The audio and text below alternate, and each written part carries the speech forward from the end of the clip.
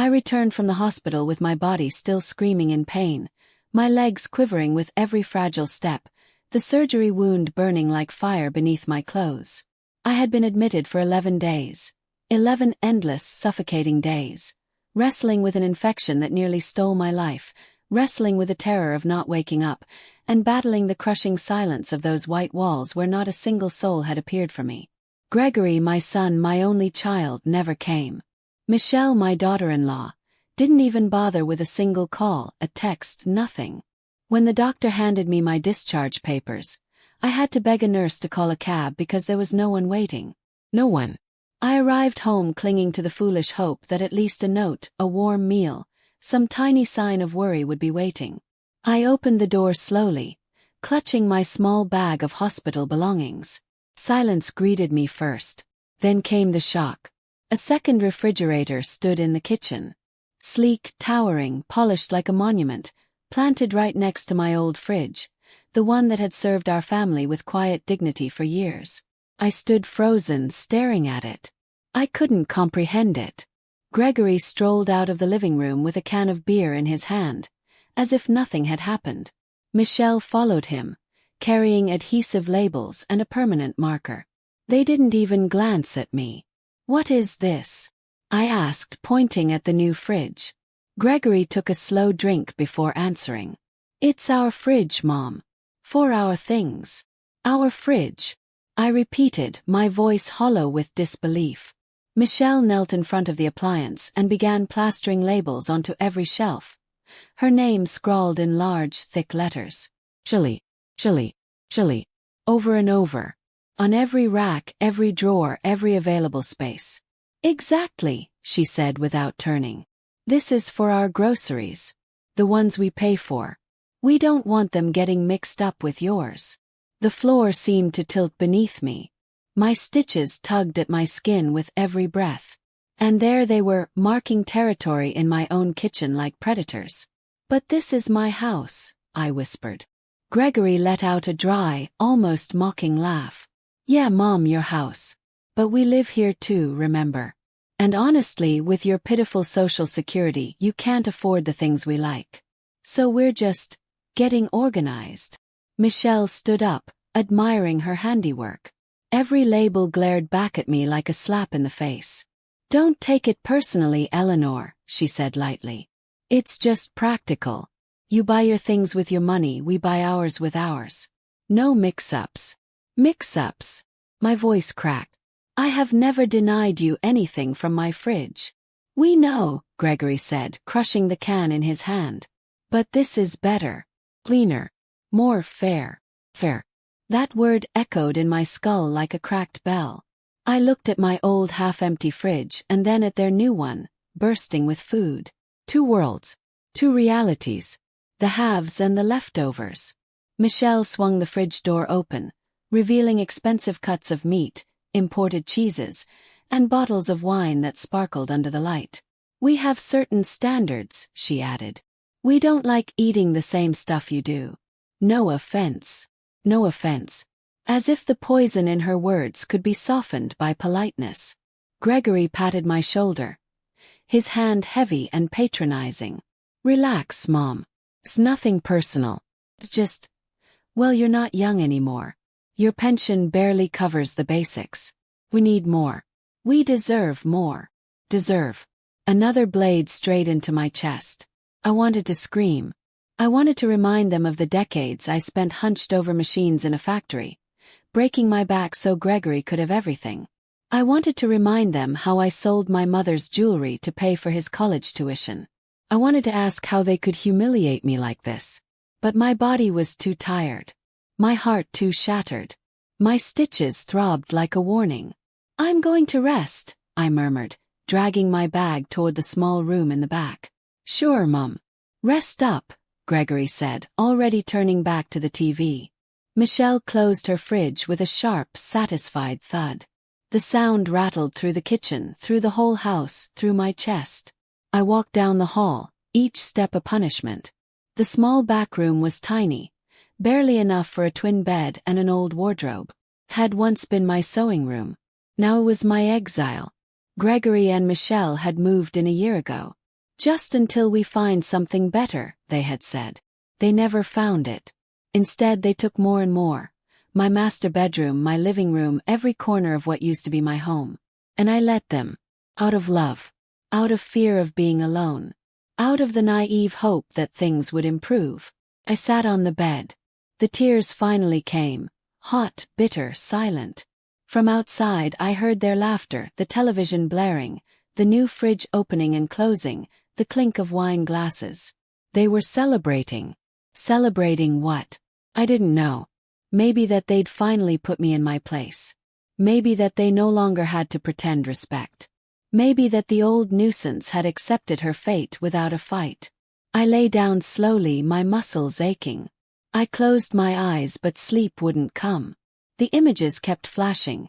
The labels, Michelle's smug smile, Gregory's cold eyes, their words like stones hurled at me.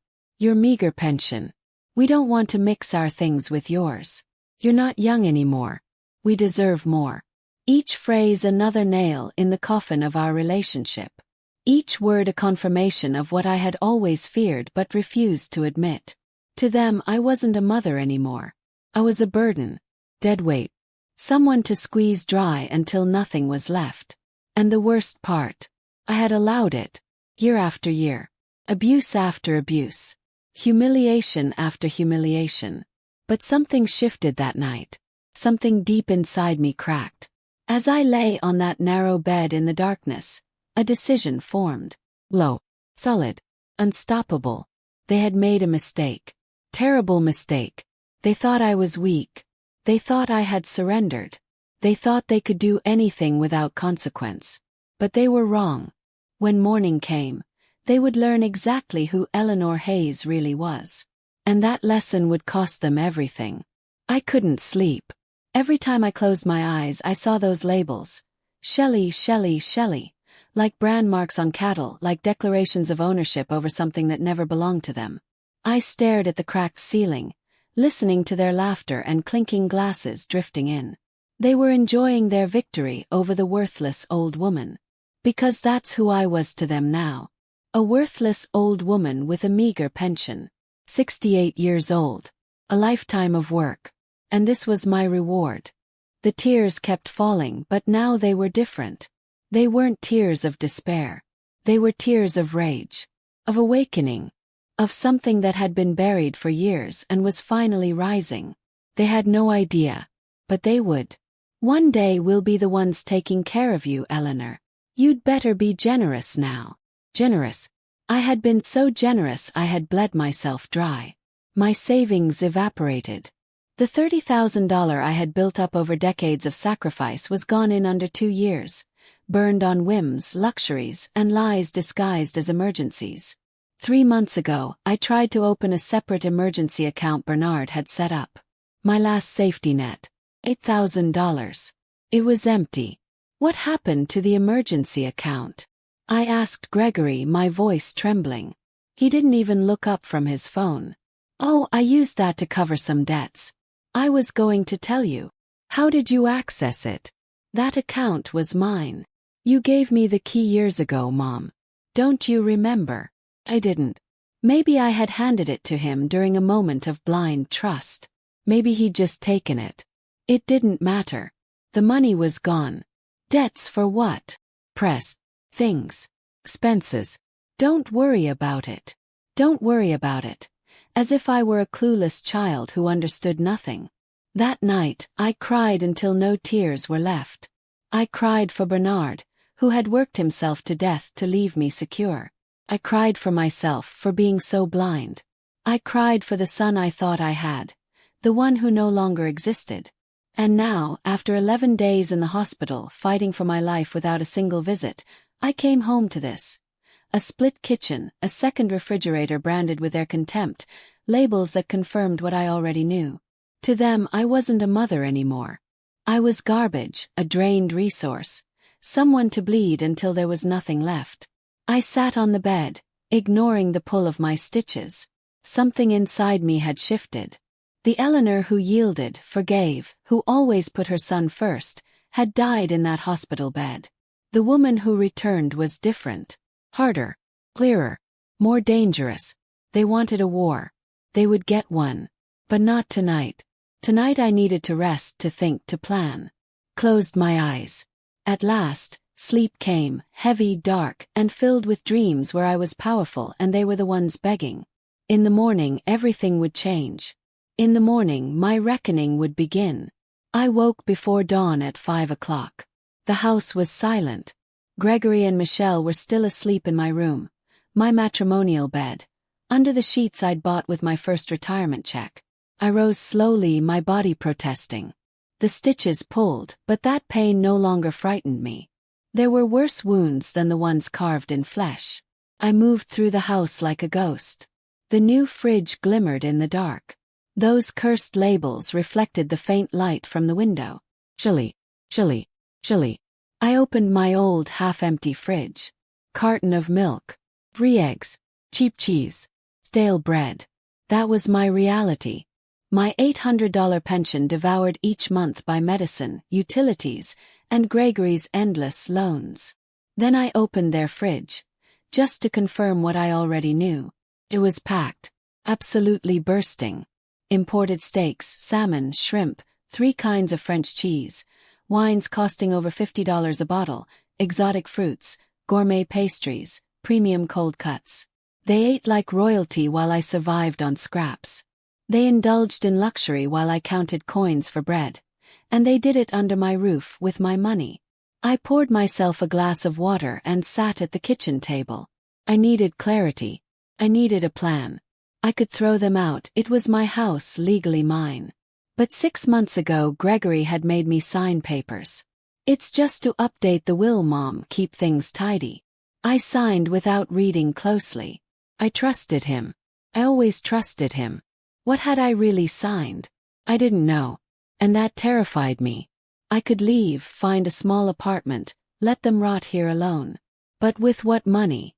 My pension barely kept me breathing. Rent would finish me. I could confront them, but I'd done that before. It always ended the same. Denial, manipulation, guilt. Mom, how can you think that about us? We're taking care of you. You're so ungrateful. Well, this time I wouldn't be trapped. Upstairs I heard footsteps. They were waking. I retreated to my small room and closed the door. Not yet. Not until I knew exactly what to do. I lay there, pretending to sleep as their morning routine unfolded. Michelle yelling about her expensive shampoo. Gregory answering with indifference. They argued over breakfast. No one said my name. No one asked how I was after 11 days in the hospital. I didn't exist. Around 9 a.m., I heard the front door slam, the car start and drive off. I waited 10 minutes to be sure they were gone. Then I emerged. The house was a wreck. Dirty dishes, clothes on the sofa, food wrappers everywhere. They'd eaten smoked salmon and cream cheese for breakfast. The leftovers sat on the counter, uncovered, drawing flies. I cleaned mechanically, not from desire but from habit, cleaning up after them, erasing their filth, covering their tracks. Through the kitchen window I saw my neighbor, Beverly Jenkins, watering her plants. 71. Widow. Alone but glowing. Always smiling, always neat, always serene. A stab of envy hit me. She had what I had lost. Dignity, autonomy, peace. She sensed my gaze. She looked up, smiled, waved. I waved back weakly. Then she did something unexpected. She put down the watering can and walked toward my house. She knocked. I hesitated. I didn't want anyone to see me like this. Wrecked, humiliated. But something inside pushed me to open the door. Eleanor.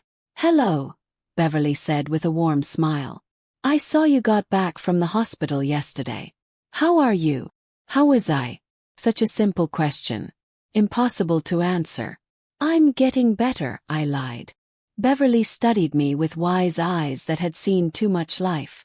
May I come in for a minute? I don't know why I said yes. Maybe because I needed to talk to someone who wasn't Gregory or Michelle. Maybe because her gaze held something I'd forgotten existed. Genuine compassion. We went into the kitchen. Beverly saw the 2 fridges immediately. Her eyes widened slightly. That's new, she said carefully. It's for my son and daughter-in-law. For their things, I explained, feeling the shame burn my cheeks. Beverly said nothing for a moment. She examined the labels. Then she looked straight at me. Eleanor, forgive me for being direct, but I need to tell you something I've wanted to say for months. My heart raced. What is it? Your son and daughter-in-law. I hear them sometimes. The walls aren't that thick.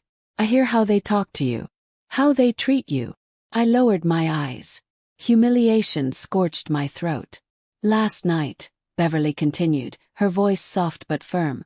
When you got home from the hospital, I heard everything. About the fridge. About your pension. About your groceries. Tears started before I could stop them. And I heard something else. Beverly moved closer, putting her hand over mine. What did they say? I whispered, though part of me didn't want to know. Beverly took a breath. They were celebrating, drinking wine. And Michelle told Gregory something that chilled my blood. She said, "It won't be long now.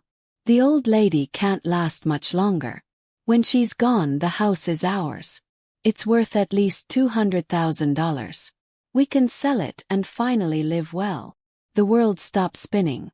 Gregory laughed, Beverly said quietly. He said, "I hope she hurries up. I'm tired of pretending to care." Something inside me shattered. Not my heart, that had already been broken. Something deeper. The illusion that somewhere, under all the cruelty, my son still loved me. "There's more," Beverly added. "I've seen things. Strange things. 2 weeks ago I saw Gregory leaving the bank with papers. He looked nervous. And Michelle's been getting large packages, boxes and boxes. She sneaks them in when you're not around." "What kind of boxes?" "I don't know. But they look expensive." My mind began racing. What were they hiding? What else had they stolen? "Eleanor," Beverly said seriously, "you have to investigate. You have to find out what they're really doing. Something tells me it's worse than you imagine." She was right. I felt it in my bones. "I don't know how," I admitted. "I don't know where to start." "I'll help you. I have a friend, Arthur Dawson. Lawyer. Retired but sharp. He handles cases like this. Family exploitation. Family exploitation. I'd never called it that. But that's exactly what it was." "Would you talk to him?" Beverly asked. I thought of Gregory. Of all the times I'd trusted him. Of all the times he'd betrayed me. I thought of Michelle, her fridge labels, her fake smiles. I thought of myself, the woman I was, and the woman I deserved to be. "Yes," I said, my voice steadier than it had been in years. "Yes, I'll talk to him." Beverly smiled. "Good.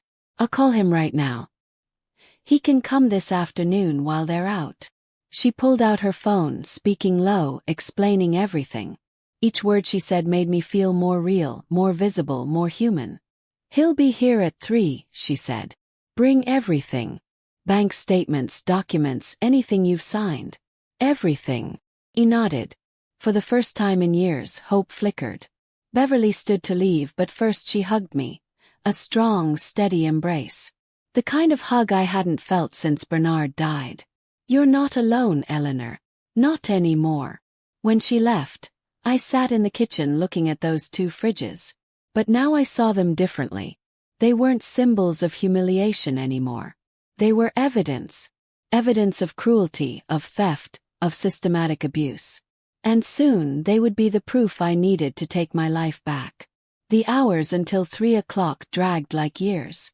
I moved through the house like a detective, searching for papers, anything that could be evidence. I started with my room, or what used to be my room. Entering felt like stepping into enemy territory. I opened the door slowly.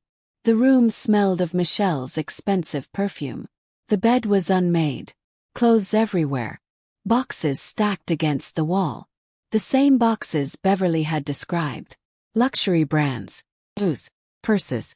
Designer clothes. Each box hundreds, maybe thousands of dollars. Where had they gotten the money? I opened the closet. More new clothes. Dresses with tags still on. Michelle had at least 20 pairs of heels worth over $300 each. Gregory had 4 watches lined up in a velvet case. A recognized one. A fake Rolex maybe, but even the good fakes cost over $1,000. How could they have all this if they were supposedly unemployed? If they supposedly couldn't afford to help with household expenses? I checked the drawers of Gregory's nightstand. Chargers, headphones, crumpled papers, receipts. Took the receipts. Lavish restaurants, rooftop bars, online splurges. One was from a casino. $500 gone in a single night 3 weeks ago. My throat tightened. I slipped the receipts into my pocket as if they were fragments of my own betrayal. In Michelle's drawer I found credit card statements. 3 different cards, all drowning in debt. One owed $20,000, another $8,000, the third $5,000. $33,000 in credit card chaos. But what made my blood run cold was another card. One I didn't recognize. The statement carried my name, Eleanor Hayes. Credit limit, $10,000. Current balance, $9,950. My hands trembled as if holding proof of a murder. I had never applied for that card. Each charge was a dagger. Furniture, luxury electronics, designer clothes, fine dining, all in my name, none of it mine. Gregory had opened a credit card under my identity and drained it to the last cent. That wasn't just betrayal. That was theft. That was a crime. I took the statement and kept searching. I found more papers, contracts, loan forms, all bearing my signature. When had I signed these? I tried to remember, but all I saw was Gregory's voice echoing. Sign here, Mom. It's just insurance paperwork. Sign here, Mom. It's for the bank renewal. I had trusted him, my son, and he had weaponized that trust to rob me blind. He hadn't just taken my money. He had stripped me of my dignity. Then I found one document that made my stomach twist. An application for a $50,000 home equity loan against the house Bernard left me. My house. The place built from decades of sacrifice. The application was still pending, but the intent was written in cold ink. They weren't waiting for me to die to take it. They wanted it now. I gathered every piece of evidence, every scar on paper, and hid them under my mattress. My heart pounded so hard it hurt. Then I reached for the old cookie tin on top of the cabinet, my last vault of truth. Inside were my own bank statements, pension slips, medical bills. I reviewed the last 6 months line by line. My hands shook as I read. Unauthorized withdrawals. $500, $800, $1,000. And countless auto payments for streaming services, gym memberships, gourmet deliveries. I added it all in my head. Nearly $20,000 stolen in silence. Gregory had managed every account, every password, every login. He had shown me only what he wanted me to see. The manipulation wasn't accidental. It was precise, predatory, calculated. At 2:30 p.m., I organized all the documents into a folder. Evidence of fraud, theft, financial elder abuse. The legal term finally fit the emotional wound. Because that's what I was now. An old woman stripped by her own blood. At exactly 3 o'clock, Beverly knocked on the door, bringing Arthur with her. A tall man, silver-haired, with eyes that saw everything. He introduced himself gently, but his words carried weight. "This is personal for me," he said. "My own mother went through something like this. My brother ruined her. She died believing she was worthless. I swore I'd never let it happen again." For a moment my breath caught. Someone understood. Arthur examined every document. The deeper he read, the darker his expression became. "This is grave, Eleanor," he finally said. "Your son's actions count as multiple felonies. Identity theft, fraud, forgery, elder exploitation. Can he go to jail?" I asked, half horrified, half hungry for justice. "He could," Arthur said. "But that depends on what you decide to do." He laid out my choices: confrontation, civil action, or criminal prosecution. Each option was a door, and behind one of them waited the end of my fear. When he explained the last, criminal charges, Something in me straightened. For the first time, the word justice didn't sound distant. When Arthur and Beverly finally left, the house felt both lighter and heavier. Lighter because I had a plan. Heavier because I knew what was coming. At 6 o'clock I heard the car pull up. Laughter spilled through the door. Their laughter, that cruel melody that once filled my home with joy. Now it sounded like mockery. They stepped in with glossy shopping bags, their arms full of luxury brands bought with my stolen name. When they saw me standing in the living room, their smiles froze. "Hey Mom," Gregory said flatly. "What are you doing up?" "We need to talk," I said, my voice low, steady. Michelle rolled her eyes. "We're tired. It's been a long day. A long day of stealing. A long day of pretending." "This is important," I pressed. Gregory sighed like a spoiled child being scolded. "Fine. What is it now?" I wanted to scream everything. The receipts, the forged documents, the lies. But I remembered Arthur's advice. Don't explode. Strategize. "I want us to go to the bank together tomorrow," I said carefully. Gregory blinked. "The bank? For what?"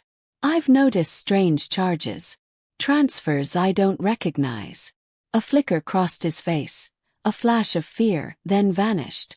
"They're probably just your medications or utilities, Mom. You always forget." "No," I said firmly. "These are large. I want to review them with you in person." Michelle crossed her arms. "Eleanor, don't insult Gregory. He's been managing your finances because you can't handle numbers." "Can't handle numbers. The same way they couldn't handle guilt." "That's why I want to understand," I replied, keeping my tone even.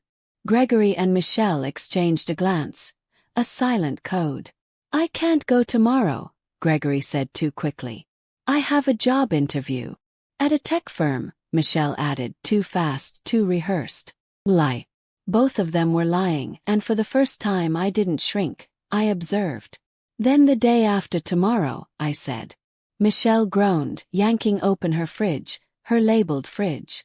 She poured 2 glasses of expensive wine, ignoring me entirely. They drank in front of me like victors celebrating an invisible war. "You know what, Mom?" Gregory finally said, swirling his wine. "You're being ungrateful." "Ungrateful." I repeated, the word bitter on my tongue. "Yes, we live here to take care of you. We could have left ages ago. But we stayed. For you." "For me," I echoed softly. "In my house. Eating my food. Spending my money." Silence. Thick and poisonous. Michelle slammed her glass down, wine splashing like blood. "I'm sick of your attitude, Eleanor," she snapped. "You come back from the hospital acting like some tragic saint, as if we're villains in your little story." "I never said." "Oh, we can see it," she cut in. "The way you look at us like we owe you something." "I gave you everything," I whispered. Michelle laughed. Sharp, cruel, cold. "Everything.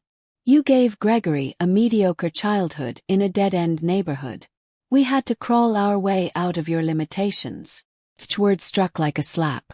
Gregory didn't defend me. He just drank. "I broke my back to give him the best," I said, my voice cracking. "The best?" Michelle sneered. "The best would have been real opportunities, not your pity." "Enough," Gregory muttered, though his tone lacked conviction. "It's time she faced the truth," Michelle said coldly. "You're a burden, Eleanor. Always have been. Gregory's just too kind to admit it." She looked me straight in the eye. "Living here is a huge sacrifice. Tolerating you is exhausting." The tears fell before I could stop them. My throat ached with the effort to speak. "If it's such a sacrifice," I said through sobs, "you can leave whenever you want." Gregory set down his glass. His face hardened. He walked toward me slowly, the heavy calm that comes before a storm. "Mom," he said, voice low but firm, "this is our house as much as it's yours. Dad would have wanted it this way, a family home.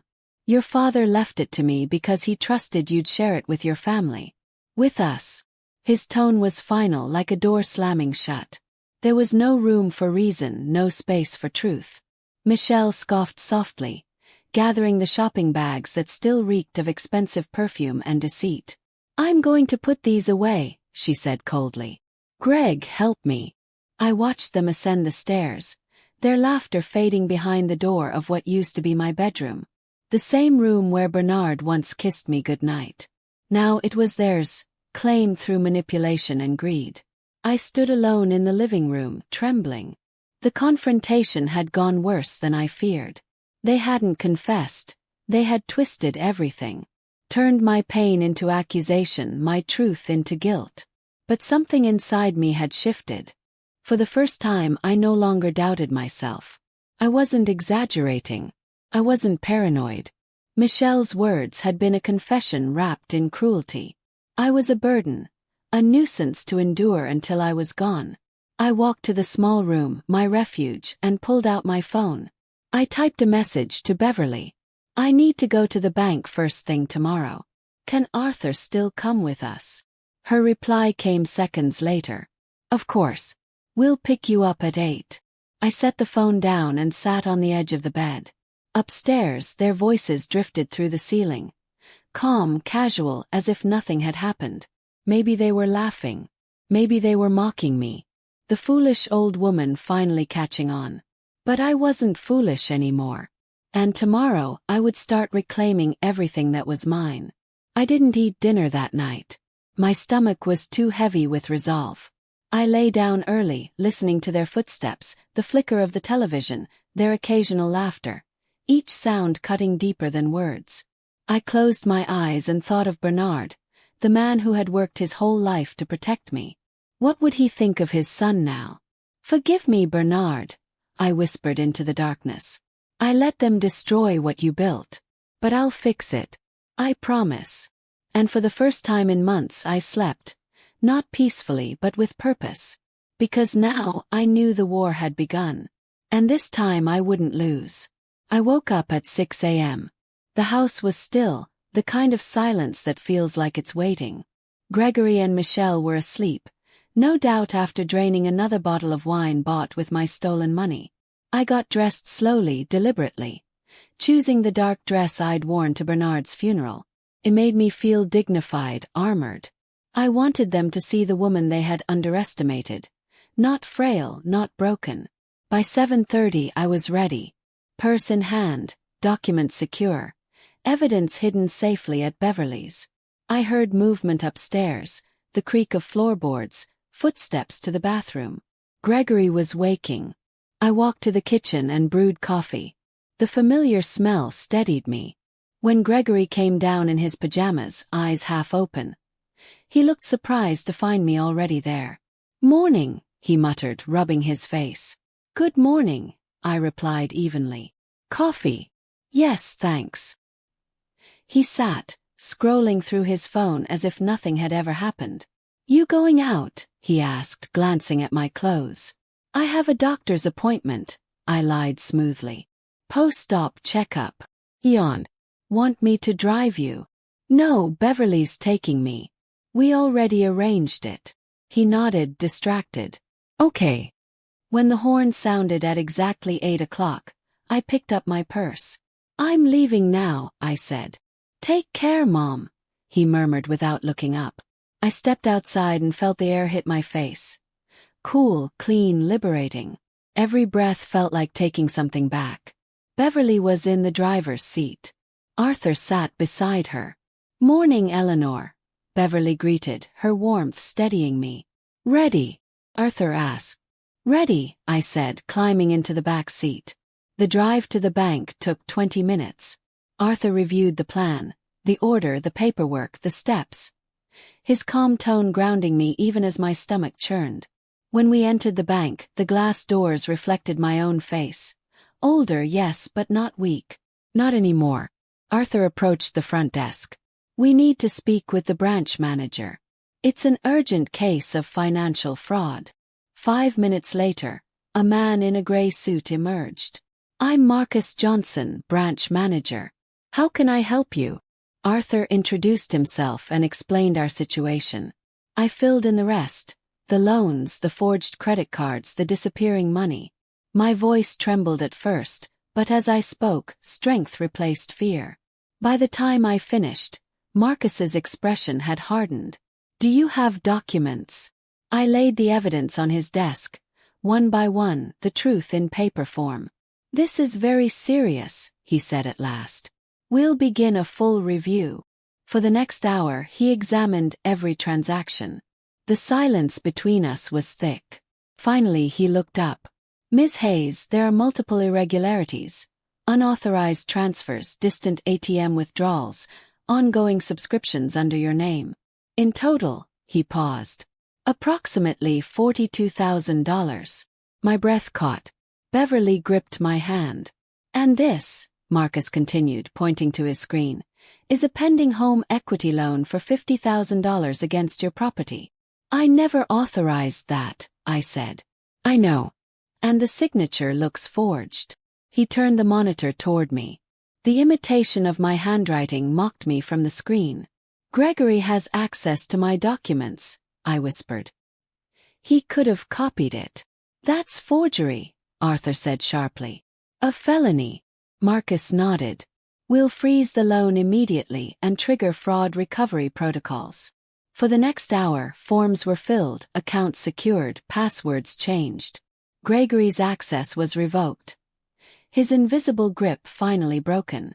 When it was done, Marcus said, "You are not responsible for fraudulent debt. The investigation will determine liability, but based on what I see, your son and daughter-in-law will face criminal charges." We left the bank 3 hours later. The folder in my lap felt like armor.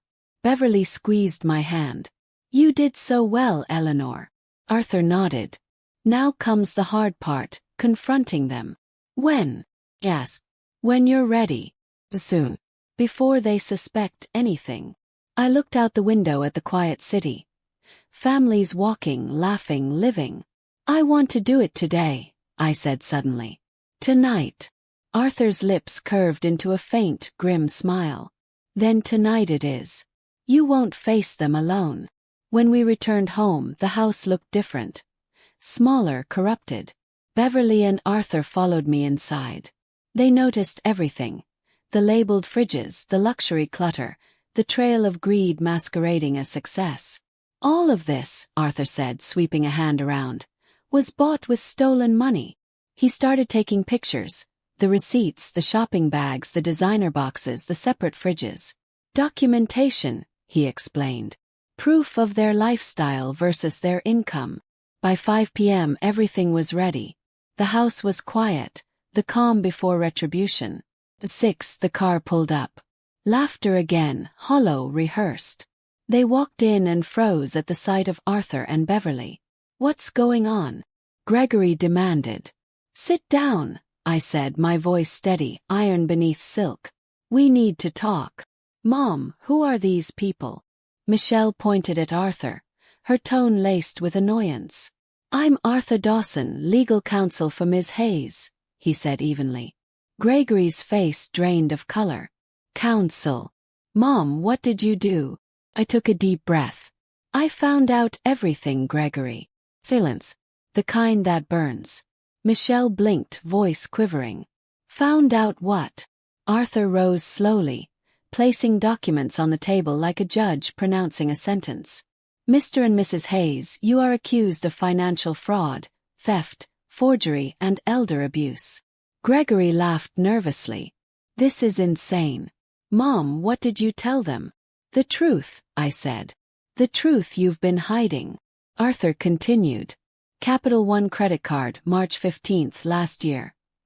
$14,800 balance. "Did you authorize this?" "No," I said. "That was a mistake." Gregory snapped. "I was going to tell you." "When?" I interrupted. "When it was too late to undo it." Arthur laid down another document. "Citibank loan, $5,000. Funds transferred directly to your account, Mr. Hayes." Michelle stepped forward, her mask cracking. "Eleanor, you signed those papers. You just don't remember." "You made me sign without reading," I said, my voice rising. "You tricked me." "That's a lie," she shouted. "No," Beverly cut in sharply. I've seen how you manipulate her. Michelle turned on her like venom. You meddling old witch. You did this. No one did this but you, I said quietly. You showed me who you really are. Arthur held up one final document. Home equity loan, forged signature. That's a federal offense. Gregory went white. That was to invest, to grow money for all of us. For all of us. I shouted, my voice breaking. You didn't even visit me in the hospital. You came home and put my food in a separate fridge because it wasn't good enough for you. That's irrelevant. Michelle screamed. It's everything, I said, trembling but unbroken. It's proof of exactly how you see me, as nothing. As garbage. As something to exploit until I die. No one said that. Gregory tried to approach, but Arthur stepped between us.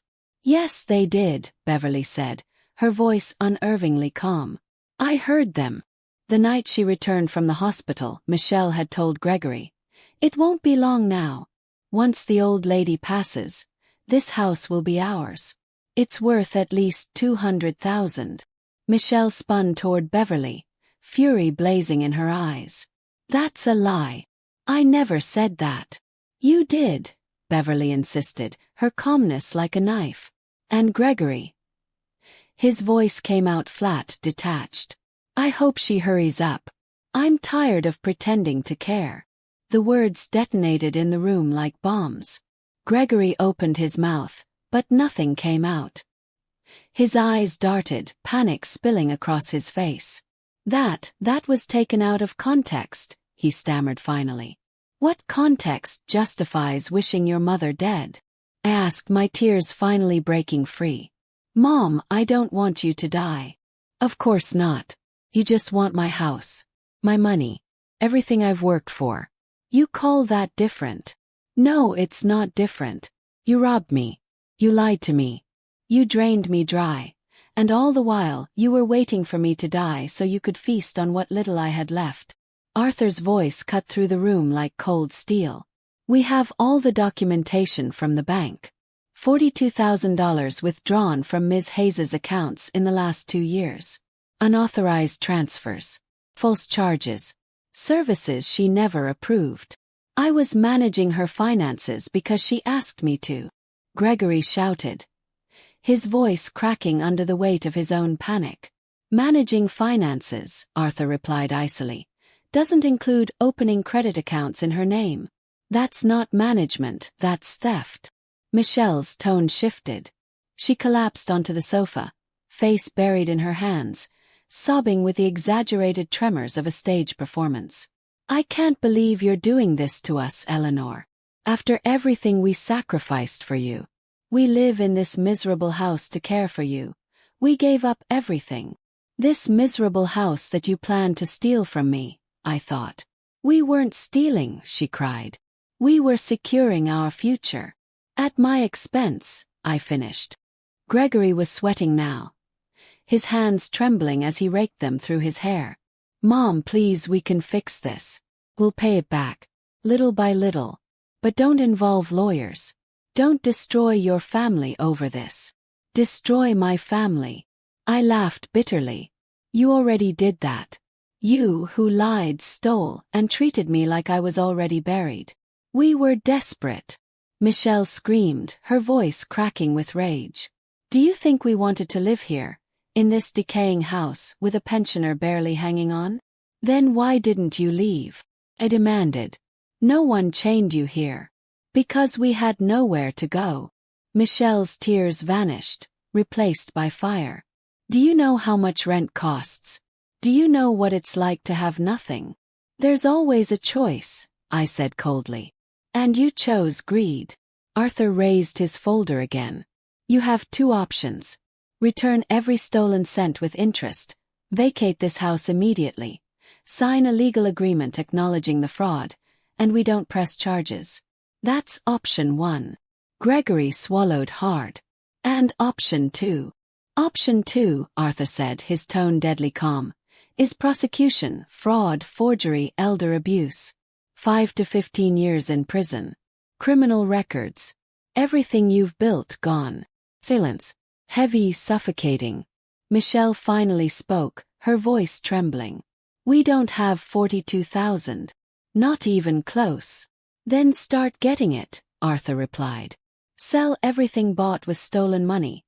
The clothes, the shoes, the electronics. That won't even bring 10,000. Michelle snapped. Then get real jobs, Arthur countered. 2 if you have to. Pay until the debt is gone. Gregory's voice was barely a whisper. You can't be serious. Arthur's eyes didn't flinch. You have until noon tomorrow. Option 1 or option 2. Gregory collapsed into a chair, shoulders caved in, defeated. The son I once knew was gone, replaced by a stranger with empty eyes. Mom, his voice broke. Are you really going to do this? To your own son? You destroyed yourself, Gregory. I'm just protecting what little you left me. I'm your son. Your only family. A son doesn't steal from his mother, I said quietly. A son doesn't wish her dead. A son doesn't treat her like trash. We love you, he cried. You love my house, I said. You love my money. But me. You stopped loving me years ago.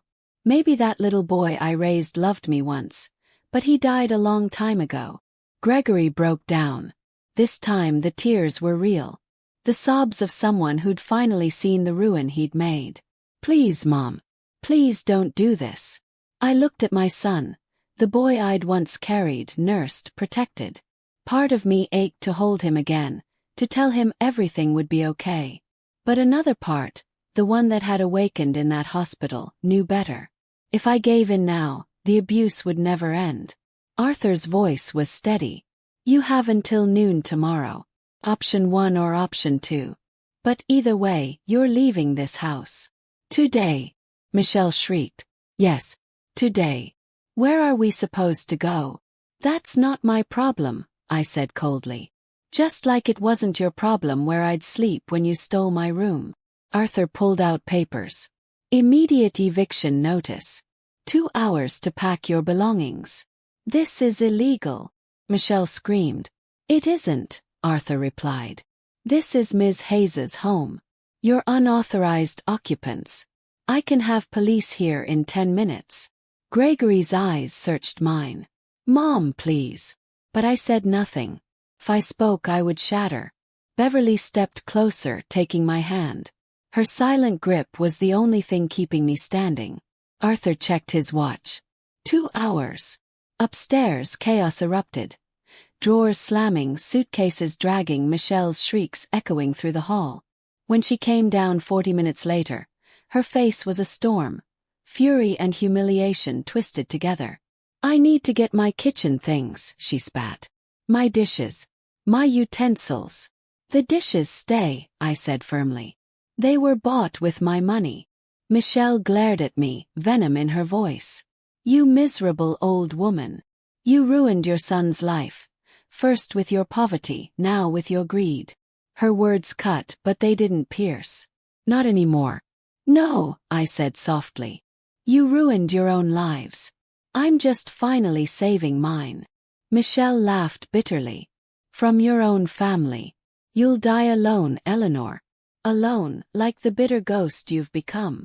I'd rather die alone than live surrounded by thieves. She tore open the fridge, stuffing bags with food and wine, every movement violent and frantic. Arthur watched, documenting everything, calm as ever. Gregory came down last, carrying suitcases that looked heavier than his guilt. Mom, please. One last chance. I gave you 1,000, I said. And you burned them all. They loaded their car, their final trip echoing with slammed doors and the weight of finality. At the door, Gregory turned one last time. You'll regret this, Mom. When you're old and alone in this empty house, you'll wish we were still here. I don't need you, I said quietly. I only ever needed your respect, and you never gave me that. Michelle's voice was pure venom. Let's go, Greg. This place reeks of poverty and resentment. The car started. The engine roared. And then silence. I stood at the window and watched them disappear around the corner. Just like that, after a year-long nightmare, they were gone. My knees gave out. I sat and cried, not tears of grief but release. Beverly wrapped her arms around me. It's over. They're gone. You did what had to be done. Arthur nodded. It hurts now, but you saved yourself. And as the tears finally slowed, I realized he was right. For the first time in years, I was free. We spent it all. Arthur scribbled quick numbers on his notepad. $42,000 plus 5% annual interest. Roughly $47,000. If you pay $500 a month, it'll take nearly 8 years. I don't have a job, Gregory muttered. I can't commit to $500 right now. Then get a job, Arthur said, voice slicing through the silence. 2 if you have to. This is non-negotiable. Gregory dragged his hands down his face, defeated. Michelle left me. When I told her I'd take option 1, she called me a coward and stormed out. I don't know where she is. Felt no pity. Not even a flicker. That's between you and her, I said coldly. The agreement is with you. She'll face her own consequences. I know. For the first time, Gregory met my eyes. His voice cracked. Mom. Sorry. I really am. I'm not interested in your apology, I replied. I'm interested in you paying back what you stole. I'll pay it all back. I swear. Arthur slid the papers forward. Sign here and here and here. Gregory signed without reading, his hand trembling like a guilty man at sentencing.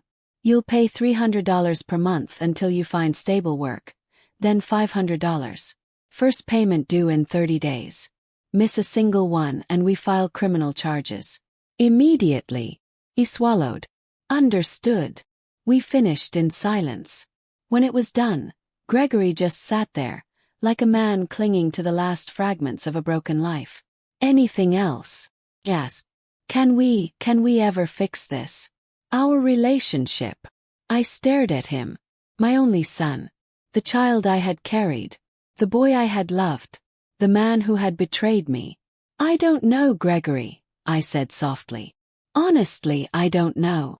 He stood slowly, walked to the door, then paused. I love you, Mom. I know you don't believe it, but I do. I didn't answer. I let him leave. When the door clicked shut, I exhaled the breath I didn't know I was holding. That's it, Arthur said. He signed.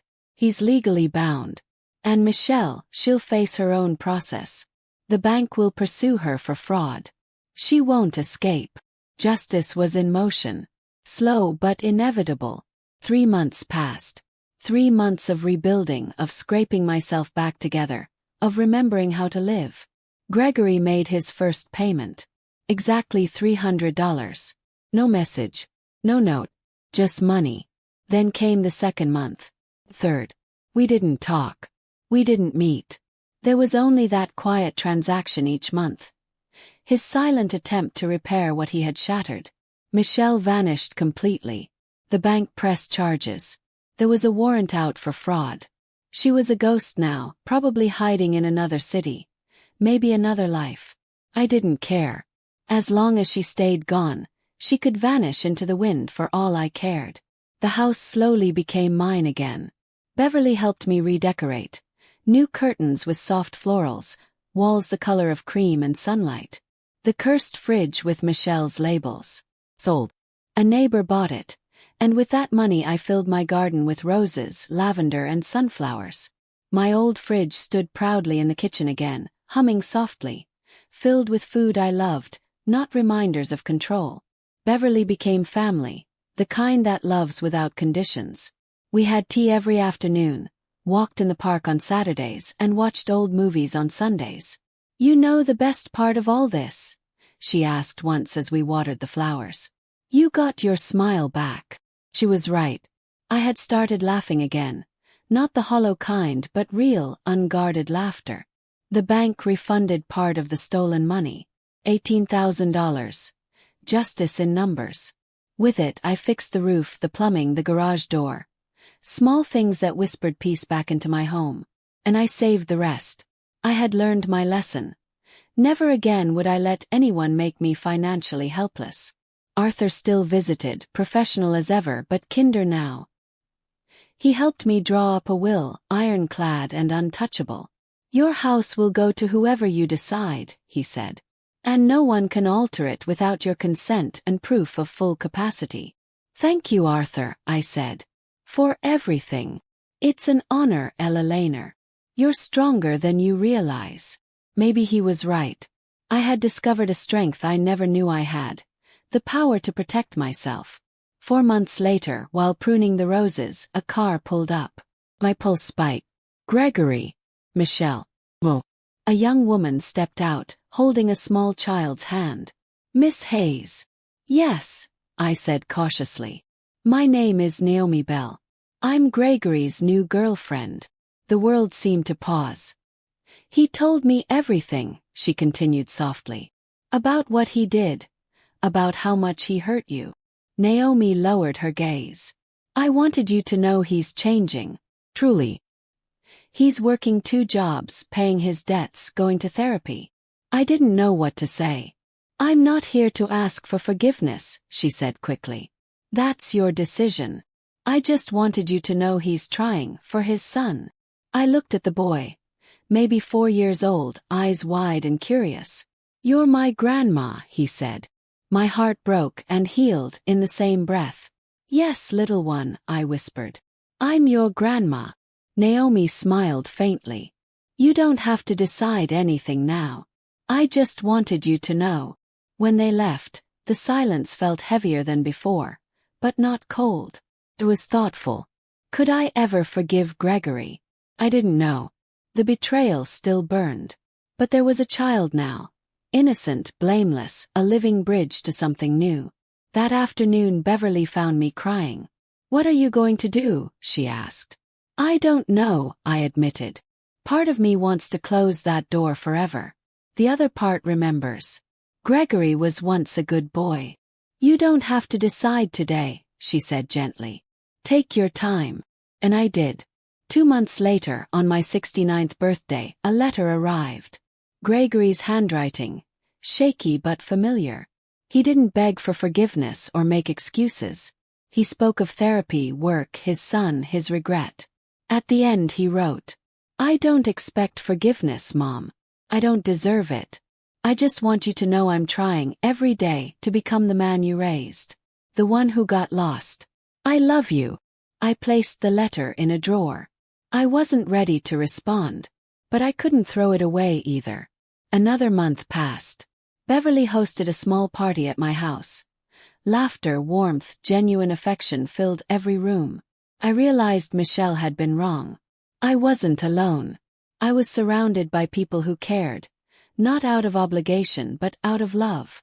That night after everyone left, I sat quietly in my room. My room in my house. I thought about the long journey. From the night I came home from the hospital and found that dividing fridge, to this moment of peace. I had learned that love with conditions isn't love. That blood isn't always family. That saying no isn't cruelty, it's survival. That asking for help isn't weakness, it's courage. And above all, I learned that I mattered. That my boundaries had value.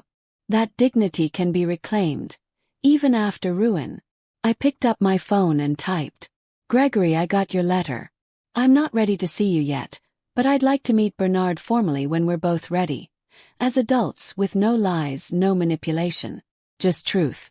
I hit send before fear could stop me. It wasn't forgiveness. Not yet. But it was something, a beginning. His reply came minutes later. Thank you, Mom. Whenever you're ready. No pressure. Love you. I turned off my phone and looked out the window. The moonlight bathed the garden. The flowers I had planted swayed gently. Symbols of survival. Tomorrow would come with its trials and its joys. But I'd face it differently now. From strength, not fear. Because I had learned the most important truth. Real family doesn't chain you down. It lifts you up. And sometimes the greatest act of courage is finally saying enough. That night, I went to sleep feeling something I hadn't felt in years, hope. Not for the past, but for a future where I was whole again. And as I drifted off I smiled, because after everything I had finally come home.